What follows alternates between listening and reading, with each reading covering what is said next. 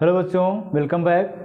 मैं महेश आपका स्वागत करता हूं आपके अपने चैनल यूथ स्टडी सेंटर पर। क्लास 10th की सीरीज में आज हम लोग समझने वाले हैं मेंस्ट्रुएशन से संबंधित घनाभ और घन से रिलेटेड सवाल किस तरह से एग्जाम में आते हैं और कैसे हमें समझना है, कैसे उन्हें सॉल्व करना है और किस तरह से प्रश्न बन सकते हैं। यानी आयतन, पृष्ठीय क्षेत्रफल, संपूर्ण पृष्ठीय क्षेत्रफल और उसके विकर्ण, ये सभी चीज़ हमें ध्यान से समझने हैं। आज पहले हम लोग क्या करेंगे, घनाभ को डिटेल में पहले समझते हैं। घनाभ में क्या क्या चीज़ें पूछी जा सकती हैं, आइए देखते हैं। तो घनाभ क्या होता है? ऐसी आकृति जो 3D हो। 3D क्या है? 3D का मतलब जब एक ही बिंदु से तीन रेखाएं तीन दिशाओं में जाती हैं। जैसे ये फिगर है, या ऐसा हम मान लेते हैं, एक बनाते हैं पहले बेस, ये है इसका बेस, और इसी बेस में एक दीवार इधर है और एक दीवार इधर है। एक दीवार ये, दूसरी दीवार ये हो गई, फिर एक दीवार इधर है, तीन दीवार बनी, फिर इसको मिला देंगे चौथी दीवार। यानी इस तरह से आकृति रहेगी और दीवार चार होने चाहिए, एक यहाँ पर, एक इसके सामने इधर, एक इस तरफ, एक इसके सामने इधर, और एक फर्श जिसे आप ऊपर का भाग समझते हैं, ये वाला भाग, ये ऊपर का भाग है। और जस्ट नीचे जो नीचे वाला भाग जिसे हम अभी बेस बनाए थे, एक वो है। तो 6 फलक इसमें होते हैं, 4 दीवारें। जैसे आप एक कमरे में हो, अज्यूम करते हैं जैसे आप एक कमरे में है, तो जो भुजा यानी जो दीवार लंबा होगा उसको लंबाई कहेंगे, जो क्या होगा कम लंबा होगा उस चौड़ाई कहेंगे। तो लंबाई भी होगी, चौड़ाई होगी। तो सामने सामने जो दीवार होंगी 2, और इस तरफ भी 2 दीवार होंगी, 4 हो गई। एक ऊपर होगा जिसे हम फर्श तो नीचे वाले कहते हैं, उसको हम सीलिंग कह लेते हैं, छत भी कह सकते हैं। तो 6 दीवार बनी। अब इन्हीं 6 से मिला करके प्रश्न पूछता है 4 दीवारों का एरिया बताइए, या 4 दीवार और एक फर्श का एरिया बताइए, या कभी कभी पूछता है 4 दीवार और एक छत का एरिया बताइए। या अगर किसी कमरे में मैक्सिमम बड़ी से बड़ी कितनी बड़ी छड़ी या कितनी बड़ी कोई चीज़ वस्तु हम रख सकते हैं वो देखना है, जिसे हम विकर्ण से समझते हैं। और उसके बाद इसमें कितनी जगह है, जगह का मतलब है आयतन। जब भी किसी चीज़ में, किसी वस्तु में, जैसे बेलन हो गया, शंकु हो गया और गोला हो गया, या यही समझ लेते हैं घनाभ हो गया, इसमें कितनी जगह है के लिए हमें आयतन निकालना पड़ता है। तो आइए समझते हैं कि चीज़ों में क्या निकालते हैं, क्या फाइंड करते हैं और फार्मूला क्या होगा। तो पहला, ये लंबाई है, ये चौड़ाई है, जितनी भी हाइट में जाएगा उसको ऊंचाई कहते हैं। तो पहला फार्मूला ये बना था आयतन। तो आयतन क्या होता है? तो हम लोग क्या करते हैं, पहले बेस का एरिया निकालते हैं। बेस का मतलब होता है लंबाई इंटू चौड़ाई, ये बेस का एरिया हो गया। जितनी हाइट तक जाएगा उतनी जगह लेगा। इन तीनों को जब गुणा करते हैं तो कुल आयतन निकल के आता है। कुल आयतन यानी आकृति ऐसे बनती है। अब इस आयतन में कितनी जगह है वो आयतन बनता है, इस घनाभ में कितनी जगह है वो आयतन बनता है। LBH आयतन बना। फिर दूसरा है वक्र पृष्ठीय क्षेत्रफल। वक्र पृष्ठीय क्षेत्रफल ये क्या होता है? वक्र पृष्ठ का मतलब होता है छत छोड़ देना है और फर्श छोड़ देना है। इन 2 चीज़ को छोड़ के 4 दीवार का एरिया निकालते हैं। तो ये होगा 2 लंबाई चौड़ाई,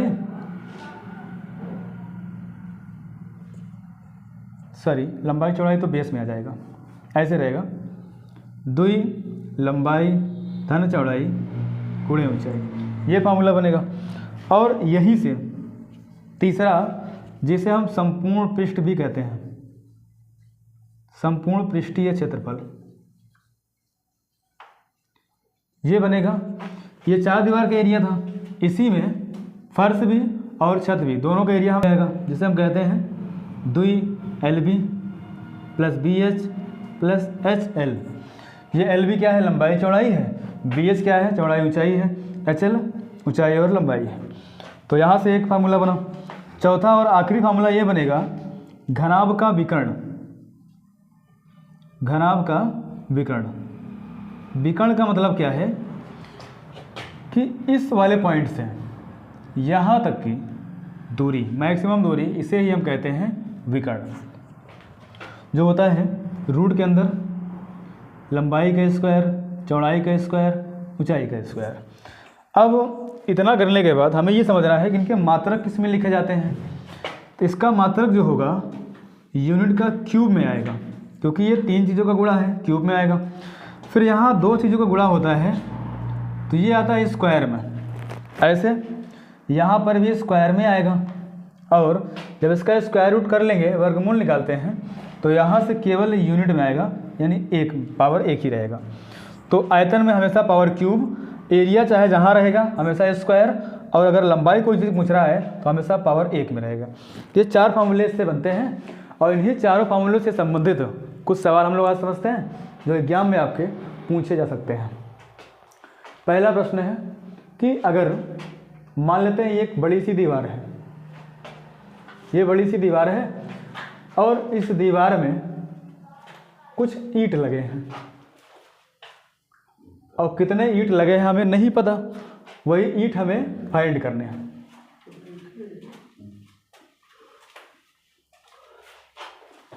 और ऐसे ऊपर भी मान लेते हैं,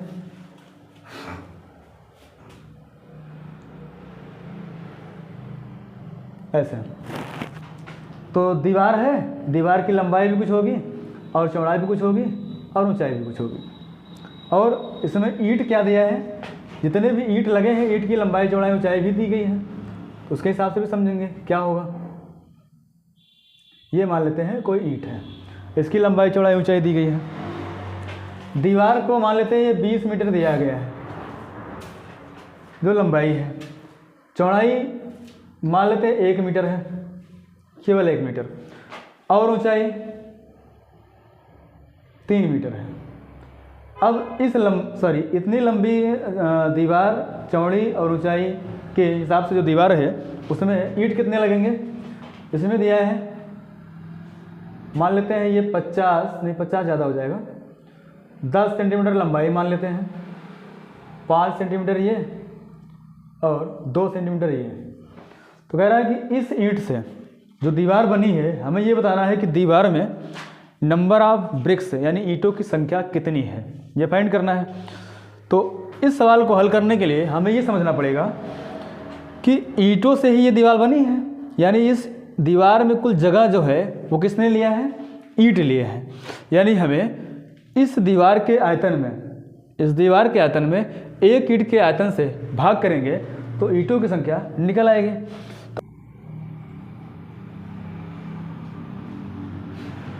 कौन सी ईंटों की संख्या, दीवार में लगे ईंटों की संख्या।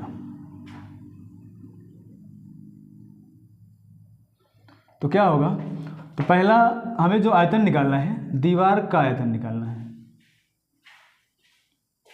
दीवार का आयतन बटे, अब इस दीवार में एक ईंट के आयतन से भाग करेंगे, एक ईंट का आयतन,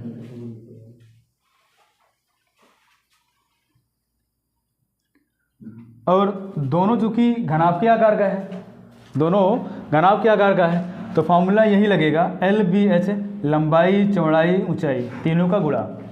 तो दीवार में क्या है, लंबाई 20 है तो यहाँ लिखना है 20, चौड़ाई 1 है यहाँ 1 लिखना, ऊंचाई 3 है यहाँ 3 लिखना, बटे।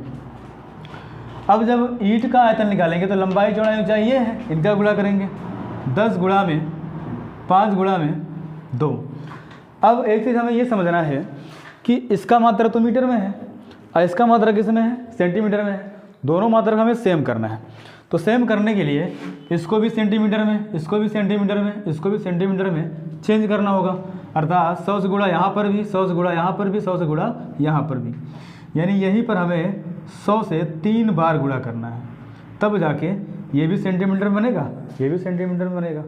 अब केवल भाग करना है, तो 10 गुना 20, ये पूरा खत्म इससे, 5 से काटेंगे तो ये 3 है और ये 0, 5 6 30, कट गया पूरा, 6 यहाँ बचा, 1 2 3 4 5 0 बचा, 6 1 2 3 4 5, इतने ईंट इस दीवार में लगे होंगे। तो आई होप ये सवाल आपको जरूर समझ में आया होगा। एक सवाल और देखते हैं कि मान लेते हैं, अगला प्रश्न है, जैसे मान लेते हैं एक कमरा है और उस कमरे की लंबाई चौड़ाई ऊंचाई दी गई है, उसके हिसाब से उसको पेंट करवाना है। क्या क्या पेंट होगा? 4 दीवार पेंट होगा और छत भी पेंट होगा। तो उसी चीज़ के लिए हमें उसका एरिया निकालना है, उस कीमत कितनी बनेगी पुताई करने में वो निकालना है। इस तरह सवाल एग्जाम में बनते हैं। जैसे मान लेते हैं लंबाई इसकी 10 मीटर है और ये 2 मीटर है, ऊंचाई 3 मीटर है, ऐसे है दीवार, और चारों दीवार तथा फर्श नहीं, छत की पुताई पर खर्च, ये हमें ज्ञात करना है। ठीक है, जबकि जो खर्च दिया है 15 रुपये पर मीटर स्क्वायर, ये रेट है। यानी अगर आप 1 मीटर स्क्वायर पेंट करते हैं तो उसकी जो कीमत आती है वो 15 रुपये आती है। उस रेट के हिसाब से हमें पूरे घर को पुताई करवाने में या पेंट करवाने में कितनी लागत बनेगी या हमारा कितना खर्च बनेगा वो फाइंड करना है। तो उसके लिए सवाल में देखते हैं, पहले हमें क्या करना होगा, चारों दीवार और एक छत जो है उसका एरिया निकालना पड़ेगा। तो निकालते हैं यहाँ पे, चारों दीवार प्लस छत का क्षेत्रफल। देखिएगा 4 दीवार का एरिया हमने बताया था अभी, 2 लंबाई धन चौड़ाई गुणे ऊंचाई, ये 4 दीवार का एरिया है। तो पहले इसको लिख लेते हैं, 2 लंबाई धन चौड़ाई गुणे ऊंचाई। आप समझिएगा कि जो फर्श है, अगर यहाँ लंबाई होती है तो यहाँ भी लंबाई होता है, ये चौड़ाई है तो यहाँ भी क्या होता है, चौड़ाई होता है। तो हमें इस छत का एरिया चाहिए। तो इस छत का एरिया जब ज्ञात करेंगे तो चूँकि लंबाई और चौड़ाई है, इसका गुणा होगा तो प्लस होगा लंबाई चौड़ाई। तो ये हो जाएगा 4 दीवार और एक छत का एरिया। तो सभी मान यहाँ रखेंगे, पहले 2 हो गया, लंबाई है 10, चौड़ाई है 2, ऊंचाई है 3, फिर लंबाई है 10, चौड़ाई है 2। जब इनको सॉल्व करेंगे तो 10 2 12, 12 संग 72, ये हो गया 72, 10 दूना 20। जब इनको ऐड करेंगे 92 मीटर स्क्वायर, ये जो भी आया पूरे का एरिया आया। अब हमें खर्च चाहिए, तो खर्च के लिए उसी रेट का इसमें गुणा कर देंगे। तो 92 गुणे में कितना है यहाँ पे 15, गुणा करेंगे 15 9 135 और 15 दूना 30। जब इनको ऐड करेंगे 0 5 3 8 13, यानी 1380 रुपये कुल खर्च आएगा 4 दीवार और एक छत को पेंट कराने में। ठीक है, आई होप आपको समझ में ज़रूर आया होगा। कुछ इस तरह से आप प्रश्न अपने किताब से देख करके लगा हो, अपने दोस्तों के साथ ज़रूर शेयर करें, लाइक करें। धन्यवाद।